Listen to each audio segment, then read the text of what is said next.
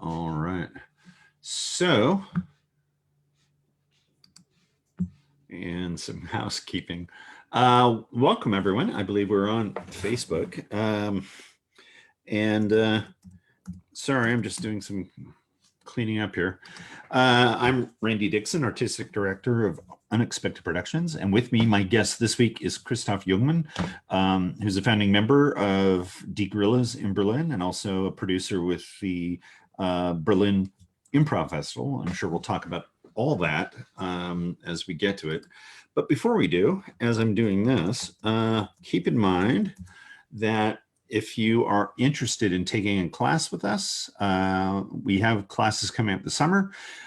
We have shows. We're doing 4 live shows a week at our Market Theater home, in addition to doing an online show for the next couple weeks.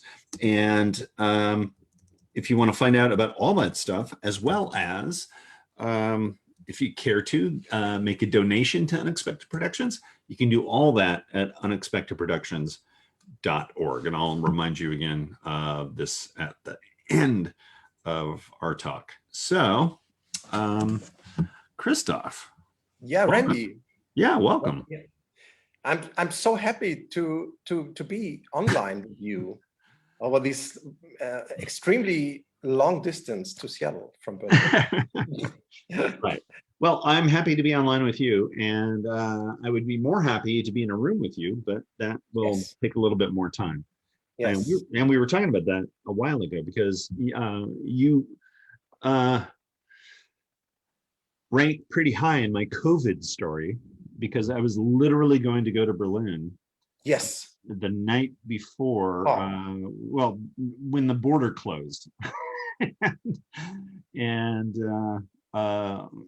yeah, and I love Berlin, and I love coming to the festival, and I love teaching there, and I love working with you guys. And so it was so weird that was so last minute, where I mean, literally, I'm like, I could go to the airport or I could just stay home.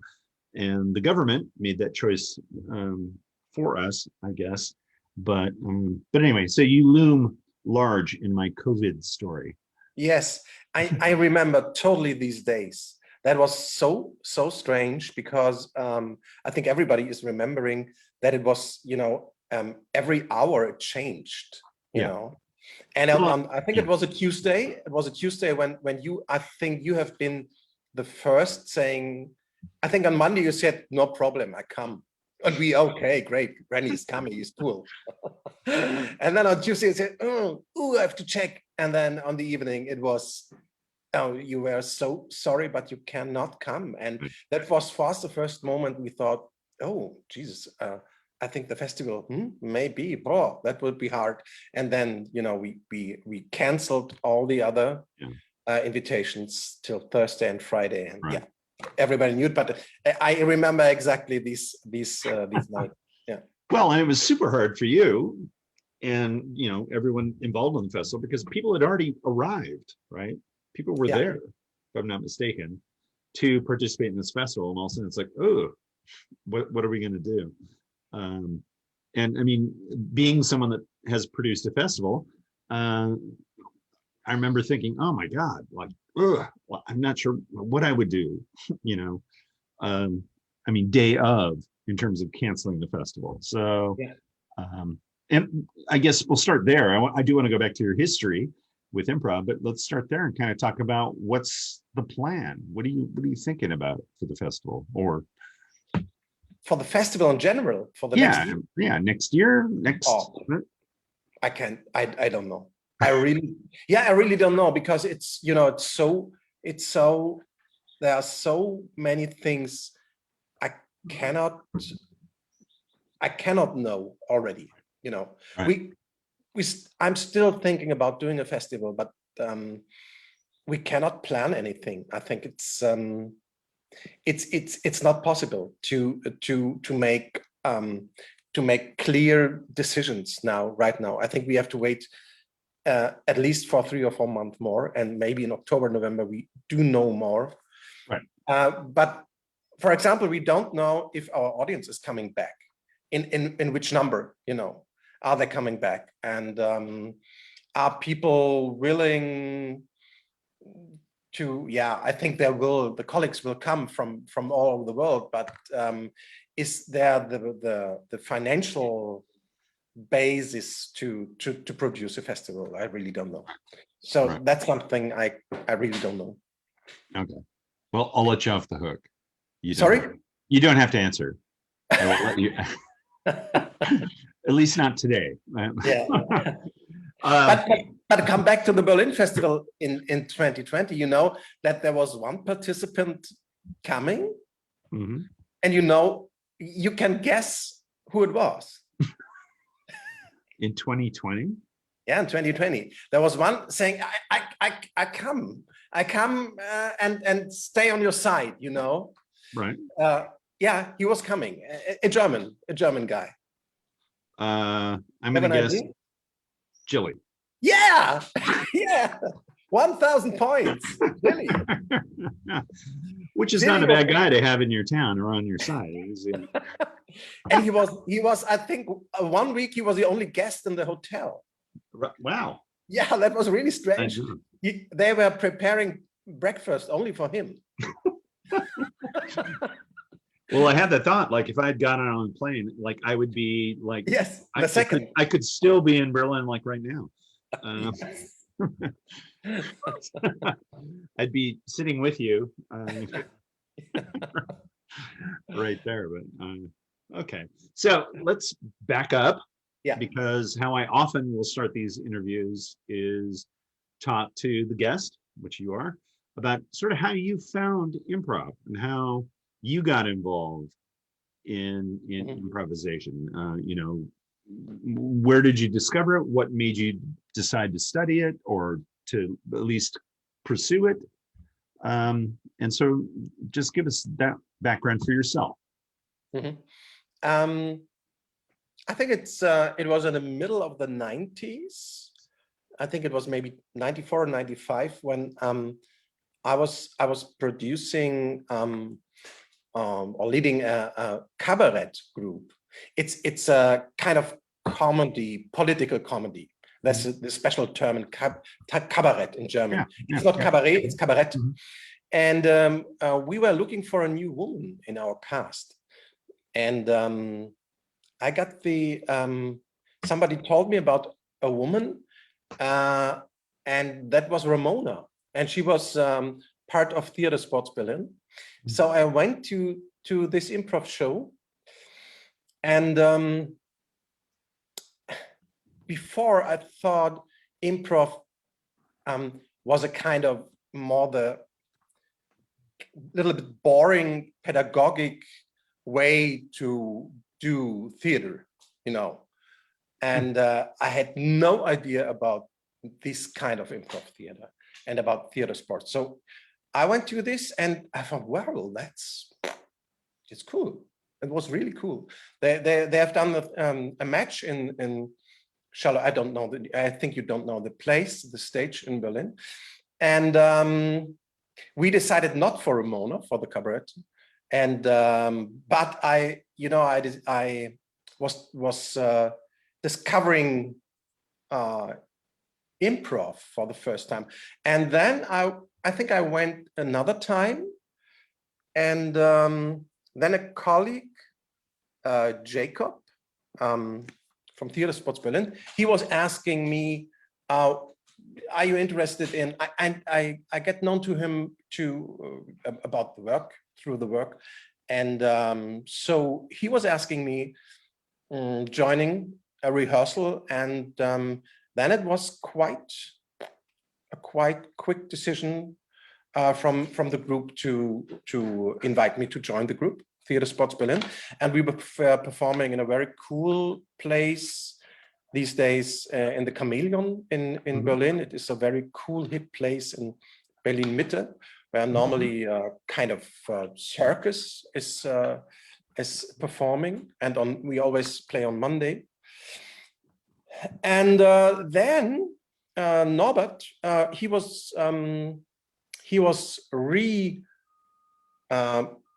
how you say, he was rebuilding the group Gorilla Theater, and he was asking me and some other guys. So I was in theater sports and guerrilla theater at the same time. And so it was like whoosh, from one day to another. I was doing a lot of improv. And it was like it was a very cool way of a kind of new way to live in general. You know, it was, hey, I'm a cool improv player in Berlin. You know, before I was doing cabaret, and when I look back to these times, I thought, yeah, this time was over, kind of, and a new part of my professional life, but also of my private life was starting. I think that changed when I was 35. That changed a lot in my life, was changing. And improv has a big role in it. Huh. Well, and I guess since you brought it up, I'll continue along that road. What has improv done in terms of your private life, in terms of your, you know, and not in terms of decisions you made, but in terms of how you approach life itself? How has improv altered your life? I think it was a new way of being flexible and a new way of looking to things. And it was more the fact, maybe, or not more the fact, it was a fact that we were, you know, starting with the guerrilla theater, and it was sold out quite soon.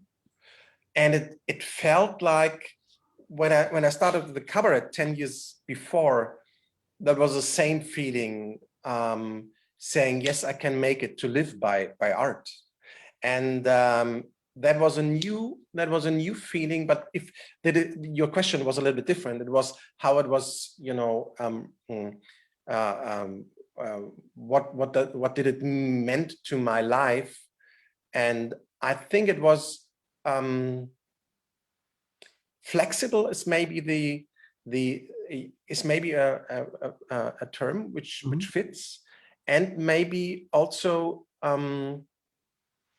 it was for me a new experience to be on stage, you know, without having these very scripted things. But that's, you know, that's obvious that it's like this in improv. But it was also a feeling of freedom I had on stage, and maybe more also on life. Maybe. Yeah. So do you think the philosophy of like yes and whatnot, you know, agreement and whatnot, that led you in different directions than you may have gone in before improv, I guess? Maybe, but I don't want to hang it too high, you say in German. I don't know if you right. I don't want to say that I changed such a lot. It was more, you know, the confidence I had through this fact, okay, I jump on the stage and I can do theater, makes me more confident and more, you know, it was a cool time. Yeah, in the 90s, and Kreuzberg and Berlin still was developing a lot, you know, right. And we had the feeling, and that's maybe was also special. We had the feeling to be this, it's a big word, but to being this avant-garde. You know, we have this very cool, hip form of theater, and we has been the first in Berlin. Theater sports and guerrilla theater has been for 3 or 4 or 5 years the only groups in Berlin. Now we have a lot of groups. You know, not only German spoken, Spanish, French, English. Right. You know, but at this time, at the end of the 19th, we have been the only one doing it. Right. And how did the relationship, you know, with as Die Gorillas evolved, and then you found your home in the Ratibor theater with Harold? How did all that kind of come together, or was there a plan for it, or did it all kind of, you know, like so many things in my life, I'm just kind of like, well, it just happened, you know? Yeah, it's a good question. It was that Harold, in the 19th, in the middle of the 19th, Kreuzberg, I think you can really not imagine that it was like it was, but Kreuzberg was really out of fashion. You know, it was, everybody was going to the East Berlin, you know, and to the hidden places in the East. Yeah, that was cool, and that was dangerous, and that was hip. And Kreuzberg has been, you know, the old West, a little bit left, all the left-wing students and artists and so, but those guys from yesterday, you know, the new thing, the techno clubs, you know, all the clubs before the Berghain and all these little Tresor, and, you know, those clubs has been in East Berlin. Right. So, and nobody was going to off theater in Kreuzberg. That was maybe that was totally out of fashion.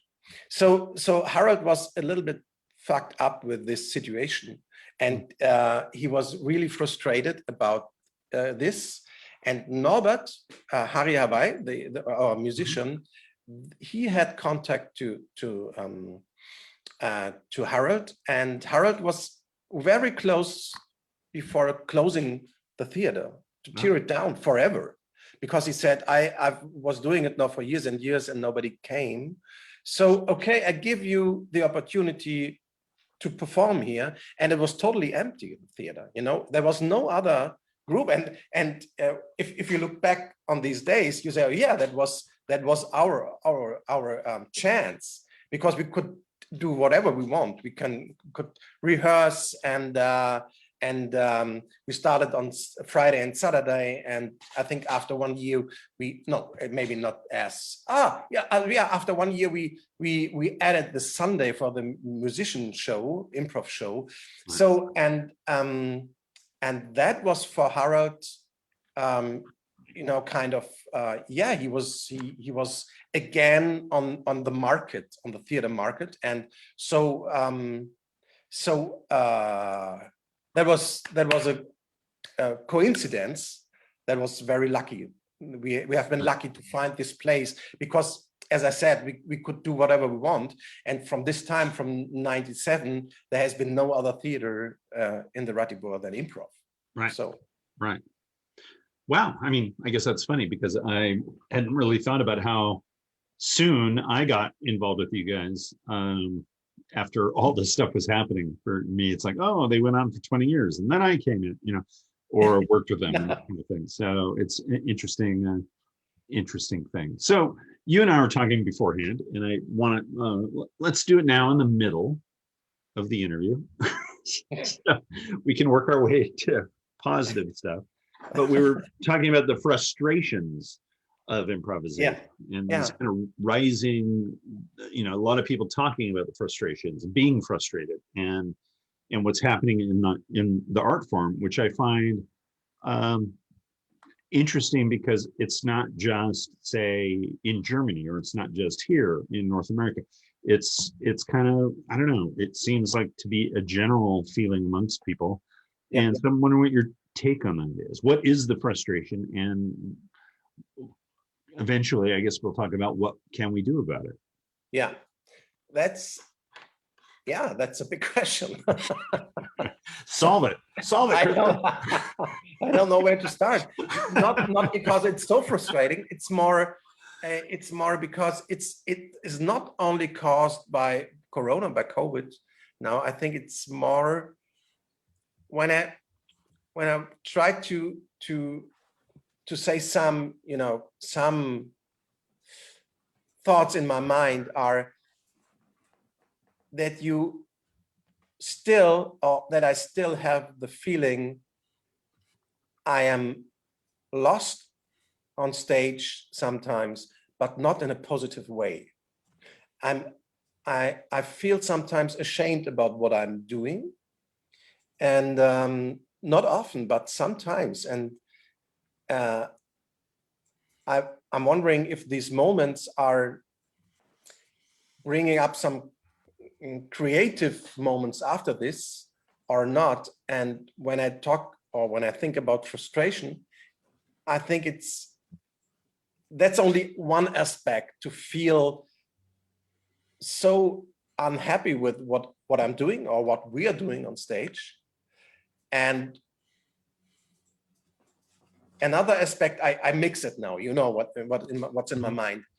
It's that you always start at a zero, you know, sometimes I feel, again, you start in the evening or in a format or so, you have always to start with nothing, which is sometimes very, very nice, or always the offer and, you know, the challenge to start with nothing in improv. But sometimes I wish I can build also content-wise on something, you know. That's another point. And another point is the frustration about that I cannot express different contents in an intellectual way I'm fine with, or I'm content with. Right. That's maybe three aspects I wanted to mention. Right. So talking about that expression aspect, I mean, we can spend a little bit of time talking about sort of the audience expectation. Do you think we've not built an environment where that's possible, where we could have deeper content, where we could go deeper into things, that people are coming expecting to see comedy and lightness and all the rest of it? And so we're not able to do that. And if we were able to do that, how would we go about doing it? I mean, you know, what are your thoughts? I mean, you're somebody who's drawn an audience and dealt with an audience a lot, you know, because I come up against those questions myself. I mean, I agree 100% with everything that you just said in terms of how I feel, but also in terms of, you know, the potential for the art form. But it's like, how do we go about this? How do we get those audiences? Because they are out there. People, you know, I don't know about you, but definitely in Seattle, you know, I mean, there are people that like our long forms and like our more serious stuff and don't care about theater sports. And then there are people, all they want to do is do theater sports and they don't care about all this other stuff. So how do we balance that? I think it's really the same in Berlin. It's really the same. And the development is extremely in the wrong direction, because audience-wise, the expectation, because improv now is done by such a lot of people making funny shows, you know, and by not very skilled people. Right. Because it's not, we have not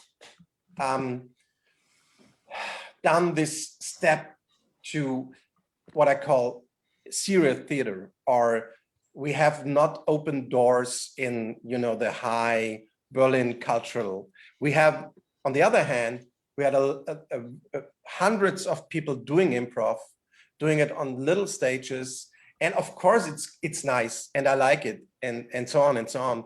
But these hundreds and thousands of people in Berlin doing now improv are, you know, how you say in English, they make also this image of improv theater as a kind of hobby or a kind of, you know, funny thing. And well, so, and when people are coming to us, of course, most of them are expecting comedy and funny shows and so on and so on and so on. And of course, we have also the other audience, but sometimes there's a strange mixture in the audience, because some want to see if we have kind of long forms and so on, and they want to see it, and the other, they want to have fun. And so, you know, all these, you know, Right. And we have not reached this that you don't go to improv theater, but that you go to this show and this show. And Berlin, especially, I don't know how it is in Seattle, but in Berlin, it's more, I don't care about the show, you know. I just want to see the gorillas, and gorillas are funny. That's a little bit exaggeration, but it is a little bit like this, that that people do not look very carefully to what they are going to. They're going to Ratibor and they're going to a fun show. So yeah, that's one aspect or one problem of being sometimes frustrated, but that's only one aspect. Okay, well, carrying that forward, because and going back kind of to the festival that you have produced, I'm curious to see like how those shows have been received in terms of an audience. Like I'm specifically thinking of the market hall shows. Yeah. Where, you know, and for those out in the audience, one of my favorite things at the end of the Berlin Festival is Christoph and I go and we have a dinner or a drink and we talk about, and Christoph says, do you think we could do this? I'm like, yeah, sure, why not? You know, and that's pretty much the conversation. Yeah. But when we did the market hall, you know, you Yeah. took me there and we walked around, can we do a show there? And then you produced the festival where, I mean, it was amazing. I mean, the costuming, it took place in different periods of time and it was all happening there. So I guess going back to what an audience expects, how does that get received by your audience in Berlin? Like, yeah, you know, and I go and do the show and then I leave and then I find out, oh, it was a great show. I had fun, you know, but then I don't necessarily hear what the audience gave you. Yeah, and that's special because the audience of the festival is not our general audience. Right. People who are coming to the festival and they know for 20 years it's in March and it's festival is willing to see these kind of improv. That's totally for sure. Of course, there are maybe 10 or 15% coming to improv, to an improv show, but that's what I guess 30%, excuse me, or 85% are coming because it's festival and because they want to see those kind of shows. And that's one reason I love to produce these festivals. That's of course not the only reason. The beautiful, the most beautiful thing is to have all these colleagues from all over the world and to have these wonderful connections. But another reason is that I know that we can produce improv shows which are very close to what I want to do, you know, and where I'm not frustrated, you know. Right. It's when I say I'm frustrated about improv, it's more the daily stuff. It's not the festival. Right. Yeah. Right. So in the daily frustration, in terms of what, you know, and I wrestle with this myself, sort of, you know, what stops us, right? I mean, we could produce those kind of festival shows that we're talking about as part of our daily life, but is it the audience that we're drawing the expectation from? Is it the colleagues and coworkers that we're doing who were not maybe interested in doing that show? I mean, what stops you from doing that? What stops me from doing the daily stuff? Well, it stops you from working towards producing those kinds of shows that you're talking about being satisfying. Okay. I don't know. My answer too. So and you know, it's so strange. Sometimes I come back even in the evening to say to Regina, it was so funny, the show. It was so great. I had so much fun. And improv is the best thing in the world, you know. And people were laughing and it was such a nice atmosphere. And next week I come back and say, I'm so bored about what I'm doing. And I think if somebody would have seen both shows, he would say it was the same shit, you know. I don't know what you want, you know. But right, have another cup of coffee and you'll be fine. Yeah.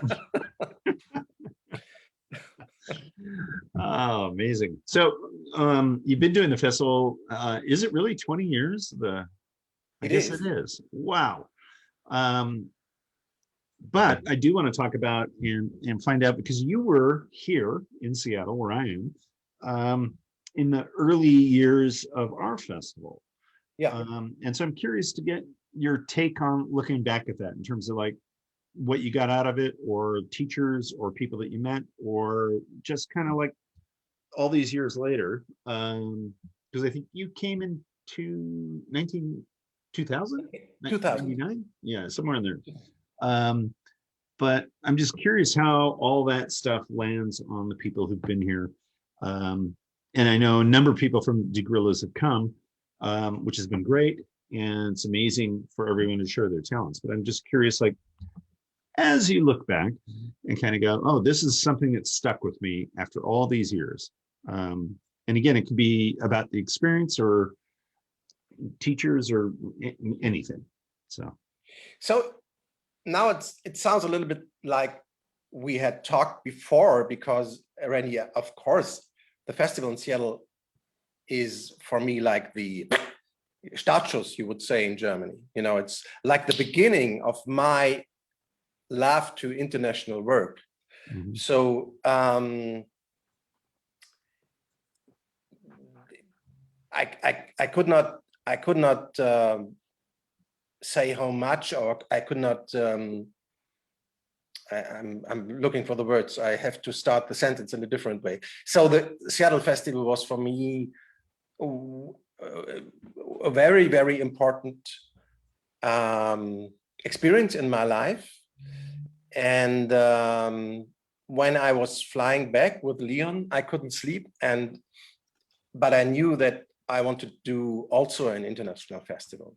So next morning I was talking to the English Theater and to the Mehringhoftheater. Really, the next day, it was like a drug a little bit, you know. And it was in June, and in March, 9 months later, we have done this Berlin festival. So it was for me the first time I performed in English, and I have so many images in my head about the room we rehearsed, and about Seattle, and about your theater. So it's really deep in my heart, the festival. And a little bit strange was the youth hostel, because for example, I had some animals in my bed. You know, they were biting me, and I think Leona gave me some medicine again. Wow. But you know, it was not as bad because the festival was so great. But the youth hostel was really an experience I made. You know. Wow. That's news to me. I didn't know. Maybe I talked to you about, but you forgot it after 20 years. You know? Well, I would hope that you would bring it up, but at the time. Oh, and by the way, and I remember that there has been such nice colleagues. I remember a guy, and I think I asked some weeks before, I asked Lee if he remembered this guy. Tom, I think. Do you know Tom? I think he was from some Texas or so. No. I think you're thinking of Todd. Todd from Denver. Yes, Todd from Denver. and are you still in contact with him? Is he still? I'm not. But as you're describing him, I have the same feelings. Like, wow, he's a really great guy. I had lots of really great conversations with him, and we did stay in touch for a while afterwards, but I lost touch with him. So I don't know if he's doing improv or if he's in Denver still. But yeah, Todd from Denver. And after my first performance in this, you know, I didn't remember exactly the long form we've done, and I was not a long time on stage, maybe 2 minutes or 3 minutes or so, and I was playing a scene, and in the break or after the show, Todd came to me and said, he was looking for words, how much he was impressed by it, you know. And it was so strange because I haven't felt it, and he was so nice in it. It was not, you know, it was not only a friendly way of talking. He was really touched, and that was really touching me because he he was telling again and again how good it was, what I've done. Right. So that was one image in my mind, because sometimes I thought, why is he so, But on the other hand, it's still there, in my memories. This. That's great. And who knows, maybe he's watching, and Todd, contact me or contact Krista. And I met the Lee, who is now a friend of mine, for the first time, and I met the Crumbs in general, and I met Rapid Fire, and I met people who are colleagues who with whom we worked a lot in the festivals, and Jacobs in Europe now, and so on and so on. Right. So it was, these 10 days has been very important for me. Right. Yeah, it was so weird. I was thinking about the past, since you and I were going to talk, and I just remember thinking through the story of, because when we first worked together, we did not work in Berlin. We were outside Berlin. And so I just showed up at a train station and got into this car with this strange German man. And then we rode for, I want to say a couple hours, or an hour and a half or something like that. And it's I'm like, okay, well, what are we going to talk about? And I had my long black coat and blah, blah, blah. And I take it as a compliment when you called me you look like an improv monk. Yeah, not an improv monk, a monk in general. So I take that, I wear that with pride. And the impression was not it was your hair. Do you remember? Yeah. You had I don't know why we have this image of a monk. Maybe there has been a movie out during this time, but yeah, that was. We talked a lot about this a little bit strange car drive to this place. Yeah, yeah, and Leon was always pointing out that we tried to start conversation with you, and I think there was a mixture that you have been tired and a little bit looking, who is it? And your answer after our very long questions was a lot of yes or no. There has been a lot of yes and no. And there was, again, 2 minutes silence. So we thought, oh, what can I ask next? And then a long question, and again, yes. Oh, no. Wow. All right. Well, now the truth comes out finally for everyone. And of course, that was supporting the image of a monk, of a philosophic monk. It's only saying yes and no. Wow. No, there are a lot of distinct memories I have of that time and working with you guys. And it was so great. I mean, it was so cool. I mean, it was really my first time ever being in a very isolated spot, or what seemed to be an isolated spot, where there weren't a lot of, there wasn't a lot of culture and activity. And it was us getting together during the days and meeting in this place, a room.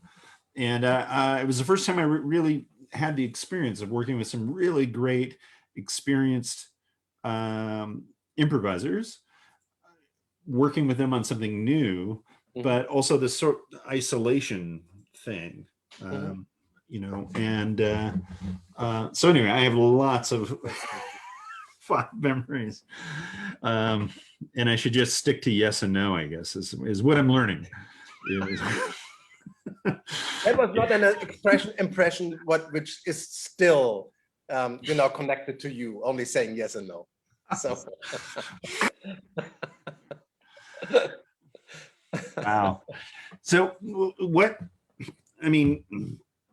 you guys have a history, you have established yourselves in Berlin, and in the German scene, again, another thing I did not or was not aware of when I was first coming there was how early it was kind of in the German scene, but you guys are now established, and there are other groups around Germany that have been established. So what happens? Let's say COVID goes away, Mhm. and what do you think happens to, I guess, German improv, Berlin improv, maybe the De Guerrillas, but I don't want to hold it to just like, oh, what's De Guerrillas' plan? It's more like, where do you see philosophically the scene in Germany going? Mhm. It's again really hard to say, but I try to imagine. I think it will be maybe because I think the atmosphere in the theaters will maybe change, because I'm a little bit afraid that, or maybe not afraid, but I expect that people come in the theater and are a little bit more taking having some, are not free. They are maybe more a little bit vorsichtig. They are a little bit, more inside. It's when I was looking to tape shows from a cabaret and also from improv, and I've seen people laughing and shouting and why and waving and so on and so on. Maybe that's something that will not happen again during the next month, and maybe this atmosphere is also influencing the way of doing improv, right. And maybe doing a little bit more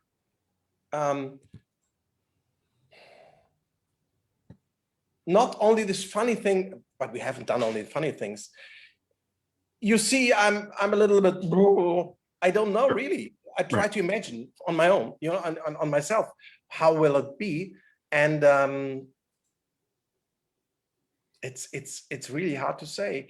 I think the number of when we now making plans for the future, I see that we play. We have had a lot of shows playing 4 players and 1 musician. Now we have more shows with only 2 players and 1 musician, 3 players and 1 musician, and maybe also the concepts are a little bit more slow or a little bit more relaxed, or I don't know. Maybe that's the feeling I have. Well, following that, and that's actually something I'm really interested in as well, because we brought back art shows live, but they are smaller casts. So we have theater sports teams of 2 people and 3 people. And for me, I'm kind of like, I like that. And it seems to be, maybe that's where we go down the road, even when people are able to be back. I mean, obviously when we started theater sports with giant teams of 8 people, but most of the time it was like 4 or 5 people, 3 to 5 people. And now we're 2, maybe 3. But I kind of like it. And I also kind of wonder where, kind of following up on the first part of what you said, which is what changes because of all this. And if we don't change, what does that mean in terms of the art form, in terms of doing improv? And I love the question you posed about how has the audience changed, which I think is a really good one to think about in terms of how do we move forward in our art form. And have you made any, did you see any in your shows, any changes in the atmosphere in the theater?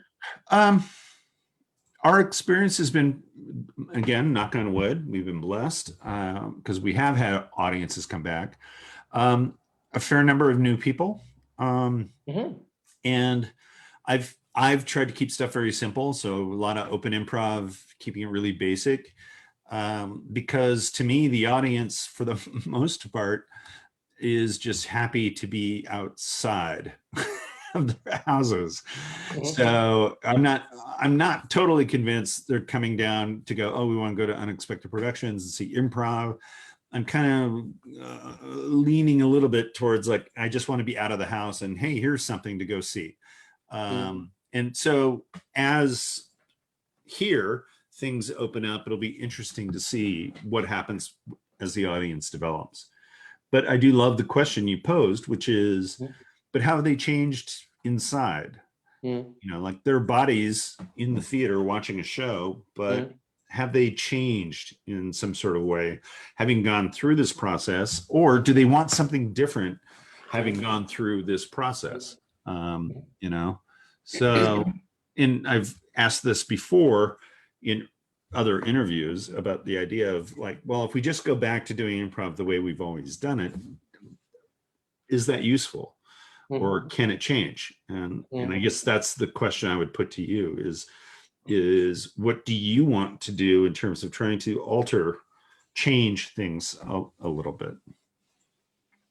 Yeah, but maybe it's just the other way around, maybe, and we have to find it out that people want to have the old days back, you know, and the old shows, and to laugh again, and to have some fun, and to have all these big advantages of improv theater, you know, to deal maybe some scenes with Corona and COVID and some others, totally other stuff, and so on and so on.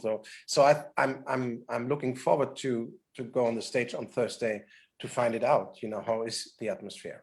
Right. Yeah. Right.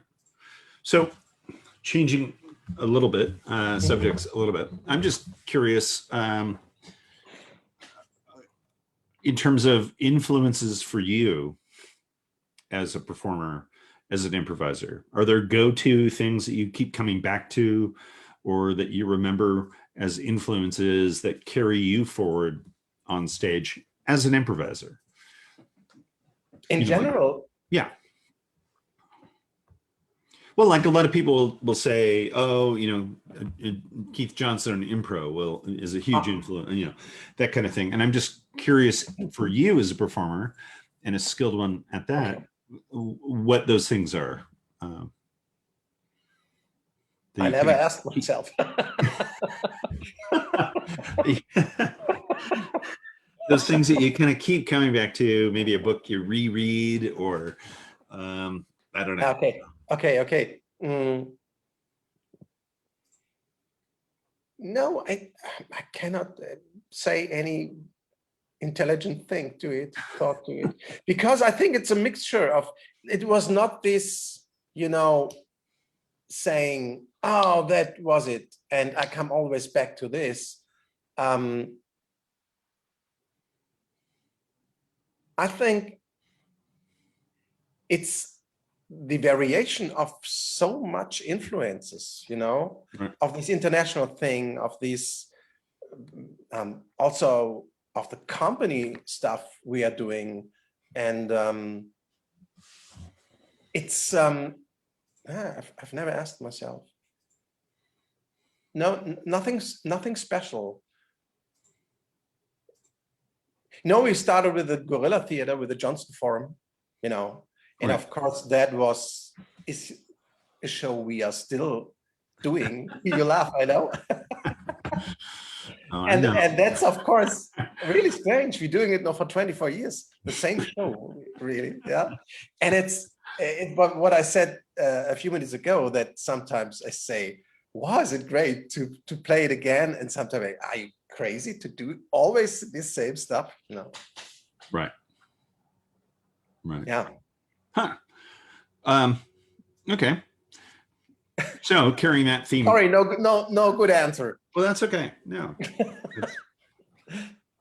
You stand alone, just by yourself. That's good. But carrying along those lines, and I don't know if there's an answer to this, but I'm curious to hear your opinion about the influence of others in German improv. Because I know, you know, I mean, obviously Lee is living in Berlin, Imball's there, and, you know, I mean, you have lots of people from outside Germany who are coming in and teaching and doing a lot. And I'm wondering, you know, how does that land on you?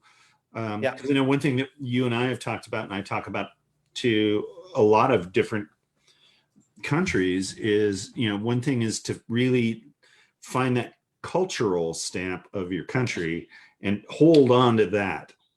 Even if you're getting all this influence from people like me or whoever. But there seems to be a lot of input into the German improv scene from outside. Is that good? Is it bad? What is it? I think it's good. You are totally right. There is a lot of influence. And I think it influenced us a lot in terms of storytelling, character finding,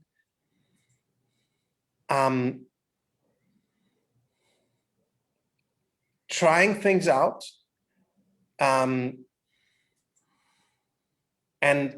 it was for me personal and for our group, for the Gorillas, a big support in trusting this art form, improv, because we haven't those teachers in Germany. We needed it because there has been nobody in Germany we could have been followed, and so these influences by all over, from teachers from all over the world and influences, I think was giving us trust and confidence to take it and make our own out of it. But still, when we looking for or searching for teachers, we are still looking for international teachers, because this has not changed. I think a lot of European and North American and also South American teachers are so skilled and are having so much international influences because they travel from all over the world. They travel all over the world, that they can give us a lot of. I can name, for example, I had a wonderful workshop with Mathieu and with Felipe and of course with Trixie and with Lawrence, and I think it's I don't know if so. That would be interesting the other way around, to ask you if you see a special European/German form of improv theater. I don't know. I'm too much inside. But I think to say it again, I think the most important thing has been this incredible ability to tell stories and to build characters. These two things came first in my mind, No, that makes sense. And to be fair, to answer your question, the thing that I've always loved about German audiences, for instance, is, and I don't know if it's a cultural thing or what happens, but definitely as opposed to like audiences in North America, it's a much more theatrical audience. Mm-hmm. And that works both ways. So you can do a really theatrical show and feel really great, and a German audience will watch it and mm-hmm. they'll kind of be there. And, whereas North Americans, they'll be like, oh, I'm leaving, or, why would I see that kind of thing. The flip side of the German audience, and I love this, so it's not a criticism at all, is the German audience will come up and just say, that was shit. What you did, that was shit. And you kind of go, oh, okay, yeah, all right.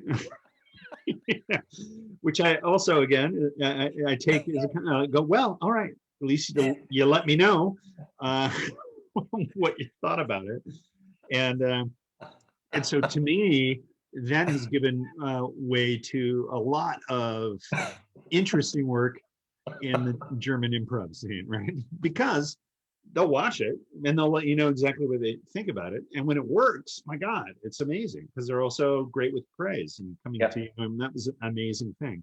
One of my favorite things I've ever gotten was a letter from somebody who wrote to me after a show we did in Berlin as one of the festivals when we did the it was right after the Americans invaded Iraq. And it was just so amazing to get. Excuse me, which show? Excuse me, I haven't got it. It was, I believe, it. I want to say it was a spoken that we did in the Mehringhof. Okay. And yeah, I got this random letter from this person that just said, because we had invaded, the U.S. had invaded the day before, and they were like going, it was so amazing that you guys would talk politically about your country in the way that you did.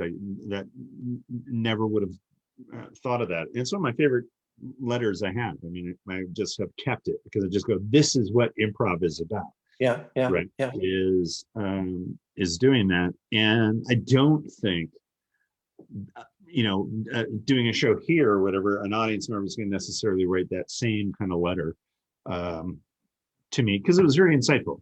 But, so to me, the impact on the work is, and that's, I guess, why I asked the original question about the outside influences, because to me, it seems like in Europe, in other countries, there's so much outside influences, and I'm part of that because I go and I teach and tour. But again, coming from North America and injecting that into your culture, your art, how does that land? How does that sit? Right. And in hearing your answer, I get and totally understand that notion of like, well, it's not like we have all that stuff here already, so we have to go outside to get some of it. But I'm just curious as to how it all lands at the end, how it all will be at the end. And I wish there was more influence from, say, Germany into North American improv in this like theatrical thing that I'm talking about. I wish we could teach our audiences to do that in a genuine way, right? So anyway. Yeah, it's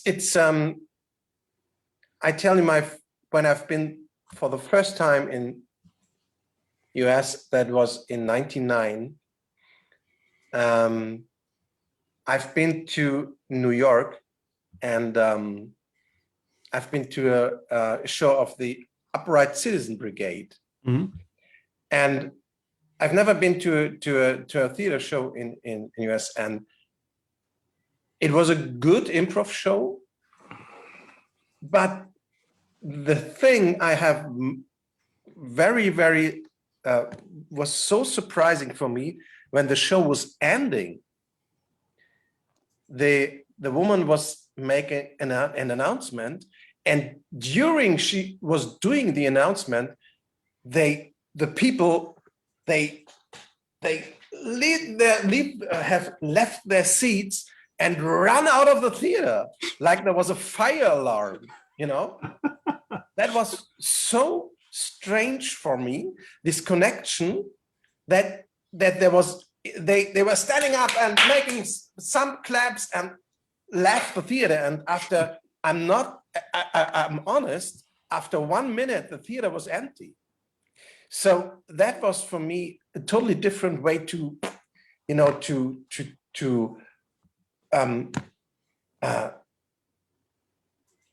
deal with theater. I have the impression, I thought maybe it's special New York because they have to live so fast, yeah? But they left the theater, and my impression was when they have left, they left it behind also, right. The experience. So that was a very strange experience. And I know that the other way around, when the Crumbs have been to Europe for the first time in 2001, I think they had to give 3 encores and standing ovations and so on. They were totally, with their young, they has been very young, and and it was like they never have made this experience that people stand up and give applause for minutes and minutes. So right. Yeah, that takes a little getting used to, that kind of like the ongoing, because yeah, you're right. I mean, and we would just go, show's over, it's done, everyone leaves. We don't do the ongoing kind of encore relationship to it, But is the feeling right that people forget about it, or is it just I don't want to judge, is it just a behavior which is normal and you leave and maybe you sit and with friends and talk about the show, or do you make the experience that people do not really react to what you've done? I think people can react to stuff, and again, that's something that I at least try to promote. As you know, in classes, is this idea of what you don't want to have is the lights go down and the house lights come up on the audience, and everyone's thinking, "Where did we park the car?" Or, where are we going to catch the train? And because then it might as well not have done the show. It's like, who cares? So you do want to have them have, I think, some reaction. Do they? No, not all the time. And I will also say, at least in my experience of theater here in North America, it's also, it's not too uncommon to create theater that has no impact. And that to me is what I go back to with improv all the time. And maybe where we started all this is this idea of like, let's do some improv that has some impact that makes people think about their lives rather than where did we park the car, or it's over and we're on our way, right? So I really do think it depends on the piece.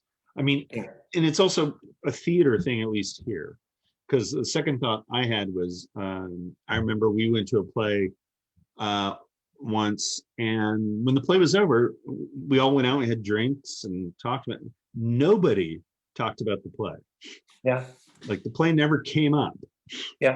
We spent 2.5 hours watching this show, and then it's like nobody's going to say anything about it, like even if they liked it or didn't like it. And that to me is again that product of like, well, then that didn't work, because to me theater should make you move forward, and even if it's going back to my idea about the German audience, even if it's like, wow, that 2 hours that sucked. But at least you have an opinion about it. Right? At least you thought about it. And to me, that's more important than just kind of going, okay, picking up my bag and going out because I want to beat the crowd into the door. So, but you haven't made this experience often, have you? That people came and say, "Wow, that was really not good." Oh.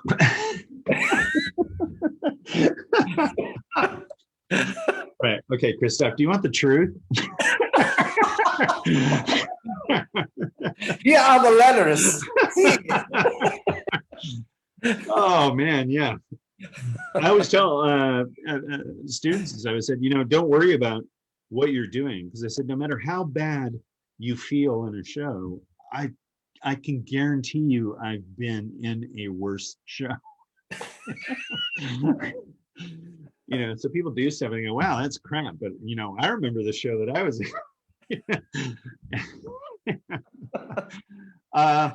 I like to think it doesn't happen so much. The opposite doesn't happen as much, at least for me. I remember we did Afterlife in Vancouver, and a person an improviser came up to me afterwards and said something. And when I heard this person say this, I got kind of sad, because of that. Really? And it was an improviser, experienced improviser, and they had been moved by the show. And this person said, I never thought I would come to an improv show where I cried. And I'm like, really? Like, really? I mean, what an amazing compliment, but really? You never thought you'd cry at an improv show? Well, why not?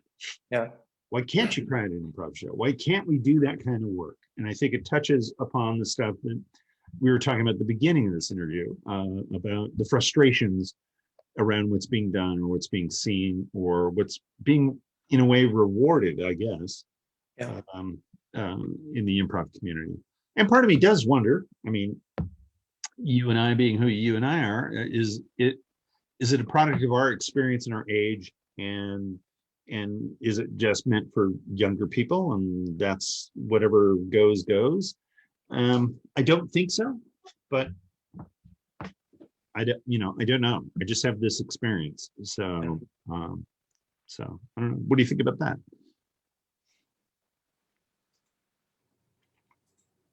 What do you mean, especially about what? About what thoughts?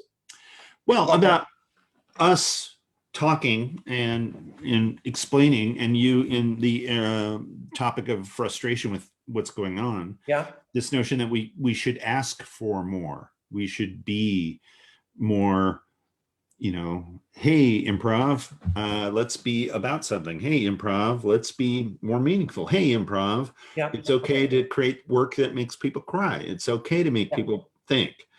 Yeah. Yeah, I think for when I think about my daily improv work, it's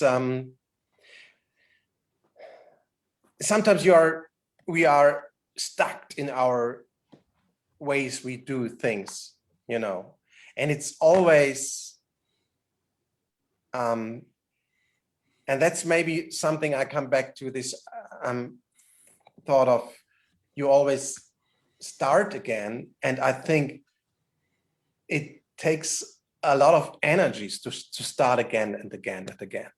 And sometimes maybe it's we as gorillas, or me as Christoph, we are not brave enough to try something new or to ask this question you brought up now, maybe more, to find new ways, new angles to play and to think about improv, and maybe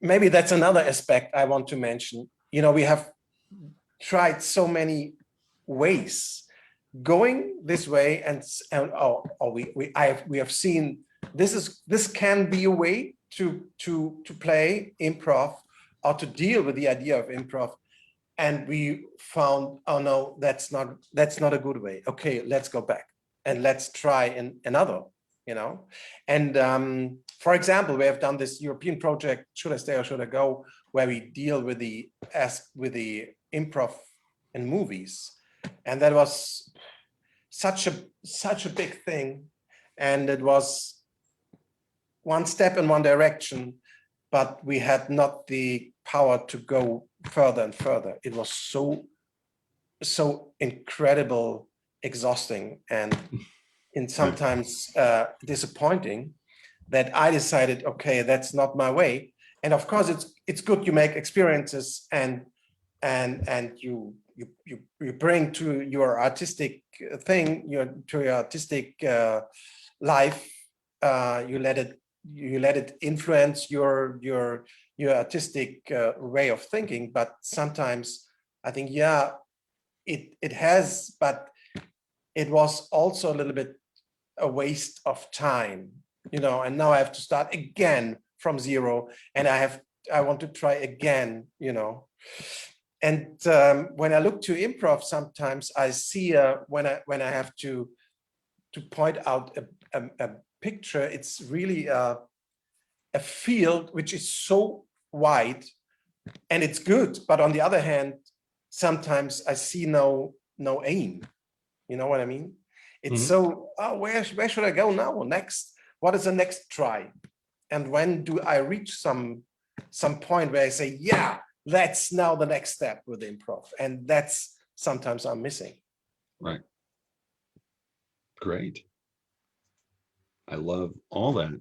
So cool. We've gone over. I'm going to wrap it up here, but that was great. And again, it gives me perspective as well. And also, I mean, I have a few announcements to make, but one of the things I love is to thank you for doing this. And it feels like a conversation we would have just sitting across the table from each other. And I hope we can do that. And yes, as I said, I hope you can come to Seattle, or maybe I'll be in Berlin or whatever. But thank you so much for doing this.